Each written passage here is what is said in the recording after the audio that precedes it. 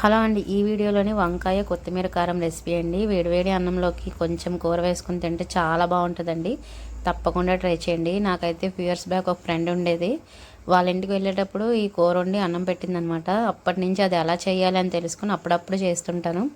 చాలా బాగుంటుంది, ఒకసారి ట్రై చేయండి. దీనికోసం అయితే మనం ముందుగా వంకాయ ముక్కలు కట్ చేసేసుకొని ఉప్పు పసుపు వేసి పక్కన పెట్టేయాలి. తర్వాత సపరేట్గా కళాయి పెట్టి అందులోకి కొంచెం ఆయిల్ ఎక్కువగా వేసుకోవాలి. ఆయిల్ వేసుకున్నాక అందులోకి ఆవాలు, జీలకర్ర, ఇంకా ఎక్కువగా ఎండుమిర్చి, పచ్చిమిర్చి వేసుకోవాలి. కొంచెం కరివేపాకు వేసుకొని బాగా ఫ్రై చేసుకోవాలి. ఎండుమిర్చి, పచ్చిమిర్చి కారమేనండి, సపరేట్గా ఇంకా వేరే కారం అనేది మనం వాడమన్నమాట. సో మీరు తినేదాన్ని బట్టి మీరు ఆ రెండు వేసుకోండి. తర్వాత ఇందులోకి మనం ముక్కలుగా కట్ చేసుకున్నాం కదా వంకాయలు, అవి వేసేసుకోవాలన్నమాట. ఇంకా మగ్గిపోవడానికి మూత పెట్టేసి కాసేపు ఉంచేసుకోవాలి. తర్వాత కూర కొంచెం సగం మగ్గిపోయినాక ఇందులోకి మనం కచ్చబచ్చగా కొంచెం వెల్లుల్లి అనేది దంచేసి వేసుకోవాలి. తర్వాత మళ్ళీ బాగా కలిపెట్టేసుకొని మరొకసారి మూత పెట్టుకోవాలి. తర్వాత ఇందులోకి రుచికి సరిపడా ఉప్పు, ఇంకా హాఫ్ స్పూన్ వరకు పసుపు వేసుకోవాలి.